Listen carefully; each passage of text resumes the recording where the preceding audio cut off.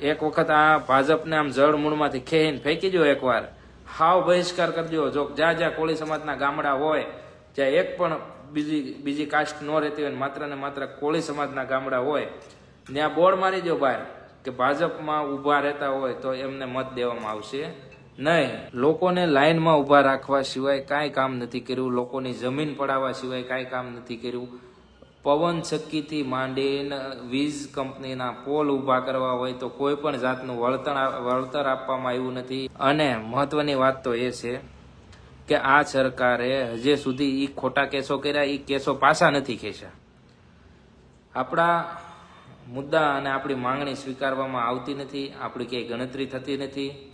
આટલી મોટી બહોળી સંખ્યામાં આપણો સમાજ, જેની 40% વસ્તી ધરાવે કોળી અને ઠાકોર સમાજ, આ 40% વસ્તીવાળા સમાજની ક્યાંય પણ ગણતરી થતી નથી. એનું કારણ છે આપણે ખાલી એક વખત આપણે આપણી તાકાત બતાવી દઈએ ને આને, તો આ સરકાર આપણા પગમાં પડી જાય. કે આ ભાજપ પાસે વારંવાર અત્યાચાર અને અન્યાય થાય ત્યારે આપણે ભીખ માંગવા જઈએ, એની કરતાં એક વખત આપણી પાસે જે શક્તિ છે, આપણી પાસે જે તાકાત છે વોટની, એ એક વખત એને બતાવી દઈએ તો આપણે પાડી દેવી ભાજપને, તો પછી ક્યાં જાય ખબર પડશે કે નહીં. તો આવી જ રીતે હરેક તાલુકા, હરેક ગામડામાં જો તમે સમાજ માટે ક્યાંક કરવા નીકળી પડશો ને, ત્યારે સમાજ 100% જાગૃત થઈ જશે. મુદ્દો તો માત્ર ને માત્ર એ જ છે કે ભાજપ ભગાવો અને દેશ બચાવો. અને હું તો એમ કહું છું, ભાજપ ભગાવો અને કોળી સમાજ બચાવો, નહીતર આ સમાજને હજુ સુધી ગુલામી કરવી પડશે.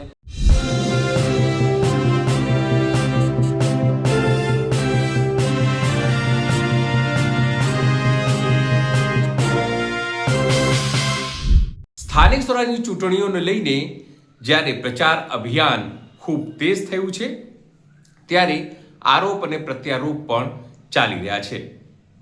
ખાસ કરીને સોશિયલ મીડિયાની વાત કરીએ તો અત્યારે અલગ અલગ પોલિટિકલ એક્ટિવિસ્ટો પોતાની વાત મૂકી રહ્યા છે.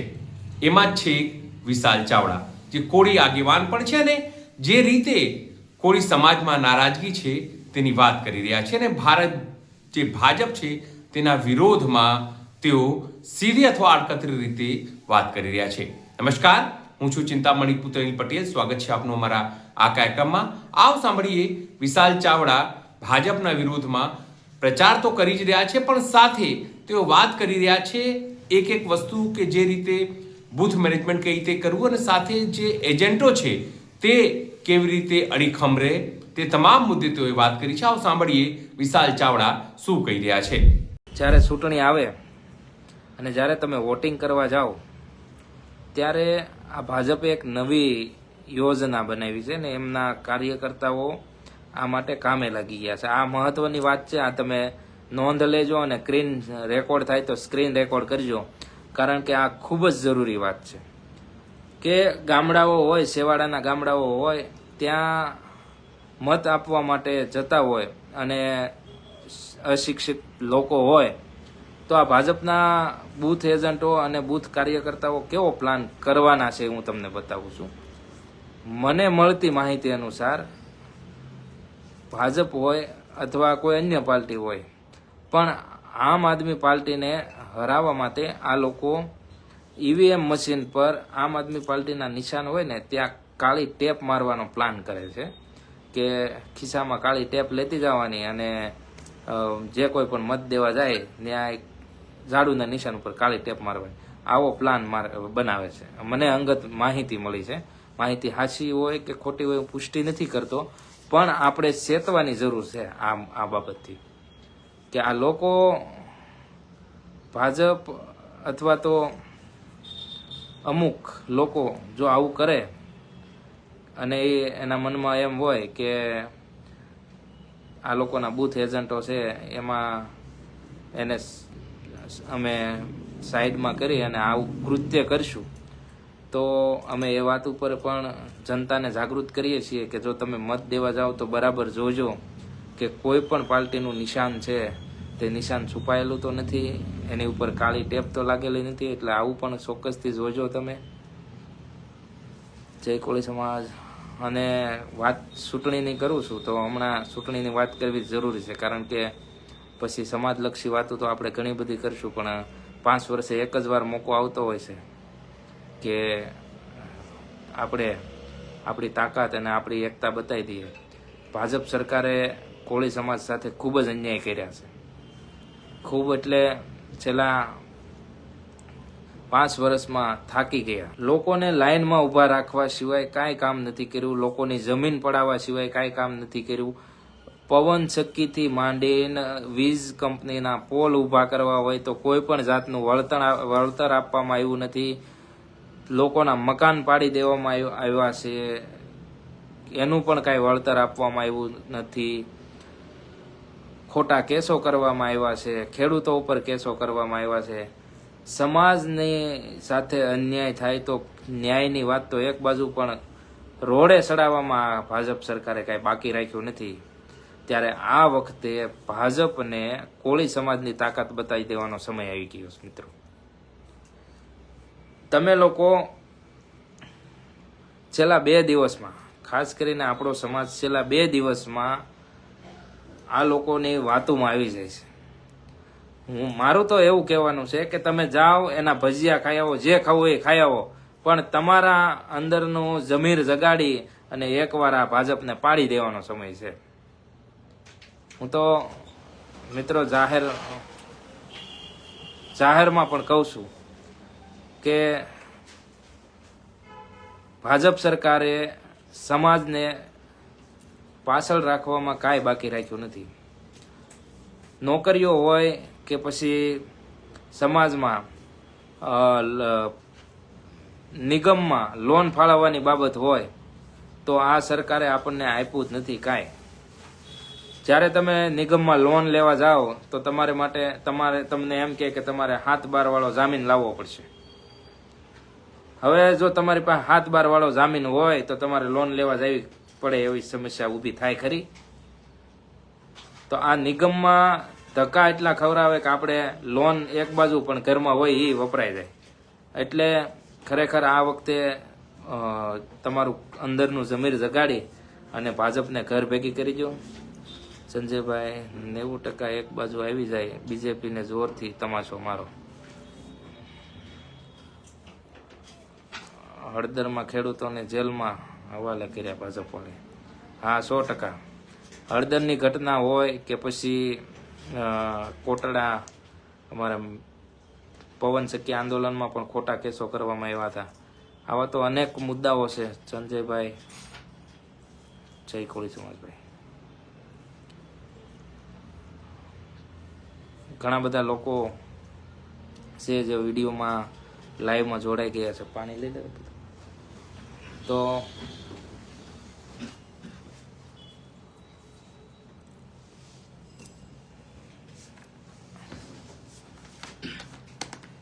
અનિલભાઈ બારૈયા બીજેપી 120 લખે છે, પણ એમાં કઈ ભાઈ મને ટપ્પો ન પીડ્યો. બીજેપી 120 એટલે હું થોડુંક વ્યવસ્થિત લખો તો મને દઈ સૂજે કે આ બીજેપી 120 નો મતલબ શું. બીજેપી 420 લખો, 120 નહીં. આ 420 જેવા માણસો છે બીજેપીમાં.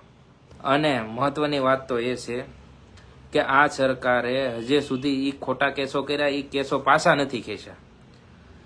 આપણા મુદ્દા અને આપણી માંગણી સ્વીકારવામાં આવતી નથી, આપણી ક્યાંય ગણતરી થતી નથી. આટલી મોટી બહોળી સંખ્યામાં આપણો સમાજ, જેની 40% વસ્તી ધરાવે કોળી અને ઠાકોર સમાજ, આ 40% વસ્તીવાળા સમાજની ક્યાંય પણ ગણતરી થતી નથી. એનું કારણ છે આપણી જ ભૂલ છે કે આપણે આપણી એકતાની તાકાત આ લોકોને બતાવી નથી હજી સુધી. ખાલી એક વખત આપણે આપણી તાકાત બતાવી દઈએ ને આને, તો આ સરકાર આપણા પગમાં પડી જાય. તમારા બધાનો પણ ખૂબ ખૂબ આભાર. કારણ કે જ્યારે પણ અમે સભા કરતા હોઈએ છીએ સુરતમાં, તો ખાલી એક વિડીયોના માધ્યમથી અમે લોકોને જાહેરાત કરીએ છીએ તો એટલી મોટી સંખ્યામાં લોકો જોડાતા હોય છે અને અમારો એટલો બધો સપોર્ટ કરે છે. માટે ફોલોવર મિત્રોનો પણ ખૂબ ખૂબ આભાર. રેખા, હું બારૈયા વિજય, કતારગામ, ચિરાગભાઈનો ટીમ મેમ્બર. જય કોળી સમાજ.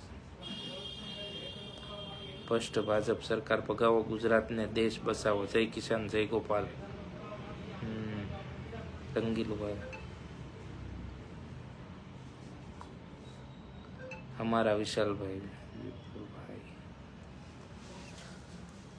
આ વખતે સ્થાનિક સ્વરાજની ચૂંટણીમાં જો તમે તમારી તાકાત બતાવો અને આપણા કોળી સમાજનો પાવર જો બતાવી દઈએ અને ક્યાંક બદલાવ લાવીએ, ભાજપનો સંપૂર્ણ બહિષ્કાર કરો. સગો ભાઈ ઊભો હોય ને તોય હું તો એમ કહું ભાજપને મત ન આપો. જ્યારે તમારી હારે આ ભાજપ સરકાર દ્વારા ખોટા કેસો કે અન્યાય કરવામાં આવશે ને ત્યારે તમને ખબર પડશે ને ત્યારે ટાઈમ નહીં હોય, સમય વયો ગયો છે. ને આપણે દર વખતની જેમ આ ભાજપવાળાને સપોર્ટ કરી અને આપણો સમાજ હંમેશા પાછળ ધકેલાતો રહીશ. મિત્રો, તમે વિચાર કરો, સૌથી વધારે જો નોકરીઓ ખવાતી હોય ને તો આપણા સમાજની છે. સૌથી વધારે નોકરીઓ ખવાતી હોય તો એ આપણા સમાજની છે.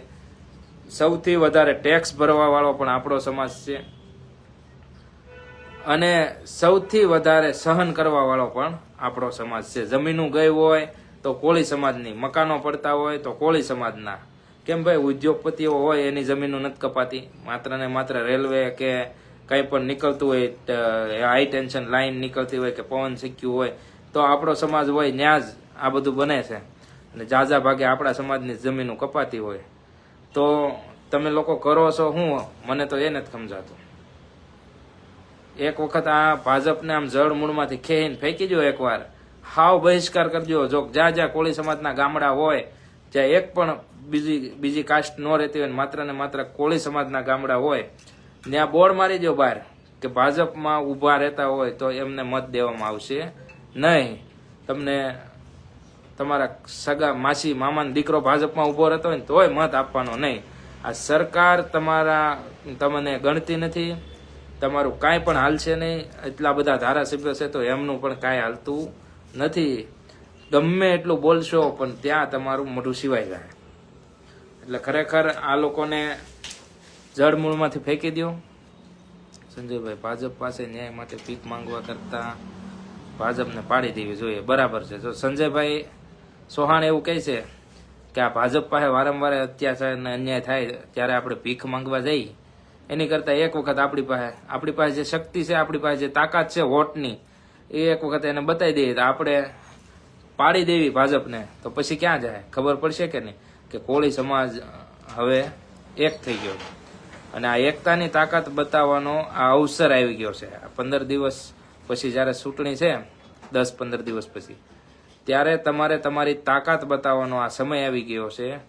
હું તો એમ કહું, એના ભજીયા ખાઈ જાજો, એના જે કંઈ પણ આપે લઈ લેજો, પણ અંદરનો જમીર જગાડીને એક વખત આ ભાજપને ભગાઈ દેજો. તમારે ક્યાંય જાહેર નથી કરવાનું કે હું આમાં જાઉં છું કે આમાં જાઉં છું. મનમાં નક્કી કરી લેવાનું છે કે ભાજપને ભગાવવાની છે, એટલે ભગાઈજો. બીજી ઘણી જગ્યાએ આપણા ભાઈ ઉભા રહે છે, ઘણી પાર્ટીઓમાં આપણા ભાઈ ઉભા રહે. આમ આદમી પાર્ટીએ પણ આપણા સમાજના લોકોને, જ્યાં કોળી સમાજનું વોટિંગ હોય ત્યાં ટિકિટો આપેલી જ છે, એમને જીતાડી દો, પણ આ ભાજપને ભગાઈ દો. એક વખત સરકાર બદલાશે, જ્યારે સરકારનું પરિવર્તન આવશે, તમે આ લોકોને બહુમતીવાળી સરકાર આપી દીધી છે એટલે એના મનમાં ઈગો આવી ગયો છે. ગૃહમંત્રી, મુખ્યમંત્રી, એના મનમાં આમ ઈગો આવી ગયો છે ને એ તમને કીડા મકોડા સમજે છે. આપણને કોળી સમાજને કીડા મકોડા સમજે છે આ ભારતીય જનતા પાર્ટી. અત્યાર સુધીમાં માત્ર ને માત્ર આપણા સમાજને નિગમમાં કેટલા રૂપિયા ફાળવ્યા તમે વિચાર કરો. અને 3% વસ્તી વાળા નાયબ મુખ્યમંત્રી આખા ગુજરાતને પોતાના ઈશારે ચલાવે છે. અને એ પોતે જ્યાંથી ઉભા રહે છે ત્યાં પણ કોળી સમાજનું, દક્ષિણ ગુજરાતના કોળી પટેલોનું વોટિંગ છે. વ્યાજે તમારે જ્યારે જરૂર પડે ત્યારે તમને લોકોને પૈસા આપી દેતા હોય છે અને એનું તમારી પાસે પઠાની વ્યાજ ઉઘરાવતા હોય છે. ત્યારે ખરેખર તો આપણા ગામડાઓમાં જો આપણા ભાઈઓ રહેતા હોય, બીજા ભાઈઓ, તો કોઈ પણ આવો વ્યાજના ચક્કરમાં પીડાતો હોય તો એને પડખે ઊભું રહેવું જોઈએ. ગામના ભાઈઓ સપોર્ટ નહીં કરે તો બીજું કોણ કરશે? ત્યારે અન્ય કોઈ લોકો હોય જે વ્યાજના ચક્કરમાં આપણા સમાજને ફસાવી અને પછી એનો ઉપયોગ કર્યા કરતા હોય છે, તો એમનાથી કાઢવાની જવાબદારી પણ આપણા ગામના આપણા ભાઈઓની જ બને છે, એમને સપોર્ટ કરવો જોઈએ. તમે અન્ય સમાજને જુઓ કે જ્યારે પણ આવી સમસ્યાઓ આવતી હોય છે ત્યારે એ લોકો છે તેમના ભાઈઓ જ એમને ઊભા કરતા હોય છે. તો આપણામાં આવી એકતા રાખી અને આપણો ભાઈ જ્યારે હેરાન થતો હોય, વ્યાજના ચક્કરમાં હોય કે કોઈ પણ સમસ્યામાં હોય, તો એને કાઢવાની જવાબદારી આપણી જ બને છે. અને તમે સુરતમાં ક્યારે પણ ગમે ત્યારે કોઈ પણ જગ્યાએ એક વખત અમારો નંબર હોય, અમને ફોન કરીને જોઈ લેજો. અમારી હાજરી ત્યાં અડધી રાતે 2 વાગ્યા છે ને તો અમારી હાજરી ત્યાં હશે. આજ સુધી એવો એક પણ દાખલો નથી બન્યો કે અમારો જે લોકો અમારો વિરોધ કરતા હોય અને એમના નામ દઈને કોઈક અમને એમ ફોન કરે ને કે ભાઈ અમને આને નંબર આપ્યો છે, તમારે અહીં જરૂર, તો પણ અમે જોવા ઊભા નથી રહેતા ને અમે 5 મિનિટમાં ત્યાં પહોંચી જઈએ છીએ. ખરેખર સુરતમાં આવું કાંઈ પણ બન્યું હોય ને એને એક વખત તમે પૂછજો કે ગમે ત્યારે અડધી રાતે અમને ફોન કર્યો છે ને તો અમે વગર કાંઈ પણ જોયા વગર અમે અડધી રાતે પણ પહોંચી જતા હોય. સમાજ સાથે અન્યાય થતો હોય છે તો આવી જ રીતે હરેક તાલુકા, હરેક ગામડામાં જો તમે સમાજ માટે ક્યાંક કરવા નીકળી પડશો ને ત્યારે સમાજ 100% જાગૃત થઈ જશે. મુદ્દો તો માત્ર ને માત્ર એ જ છે કે ભાજપ ભગાવો અને દેશ બસાવો. અને હું તો એમ કહું છું, ભાજપ ભગાવો અને કોળી સમાજ બસાવો, નહીતર આ સમાજને હજી સુધી ગુલામી કરવી પડશે. અને તમે આ મહુવા, તળાજા ને એ બાજુ જુઓ કે હજી આપણા સમાજની દીકરીઓ માતાઓને છે ને ઓલો બોલેરો લઈને દાડીએ જવું પડે છે. તમને ખબર, બોલેરો આખો બોલેરો ભર્યા હોય, ટેમ્પા ભર્યા હોય, તો આ લોકોને હજી દાડીયું જ કરવી પડે છે. એનું કારણ શું છે કે આપણો સમાજ શિક્ષિત નથી અને આપણા સમાજને ઉદ્યોગો, ધંધા, રોજગાર માટે લોન નથી મળતી. જો તમને લોન નહીં મળે તો તમે પ્રાઇવેટ ધંધા નથી કરવાના, તમે આગળ નથી આવવાના, તમારે મજૂરી જ કરવી પડશે. ભાજપ સરકારની મોટામાં મોટી રણનીતિ આ જ છે કે સમાજ, મજૂર વર્ગ જ રહેવો જોઈએ. એટલે એ કાલ સવારે ઉઠી અને આપણી પાસે આર્થિક સમસ્યા છે, આર્થિક રીતે આપણે નબળા છીએ, પણ આપણી પાસે સૌથી મોટામાં મોટી તાકાત છે. એ તાકાત છે આપણી એકતાની. એક વખત કોળી સમાજ એક તાતણે બંધાઈ ગયો અને એક તરફ વળી ગયો તો નક્કી આ સરકારના પાયા હલી જશે. વિશાલ ચાવડાની વાત સાંભળીને આપને શું લાગે છે? જરૂરથી અમારા કોમેન્ટ બોક્સમાં કોમેન્ટ કરજો. એ સિવાય અમારી યુટ્યુબ ચેનલ લાઈક કરો, સબસ્ક્રાઇબ કરો, બેલ આઇકન દબાવો. સાથે અમારી વેબસાઇટ છે www.gujaratplus.in, ત્યાં પણ જઈને તમે વધુ અપડેટ થઈ શકો છો. અત્યાર માટે બસ આટલું જ. નમસ્કાર.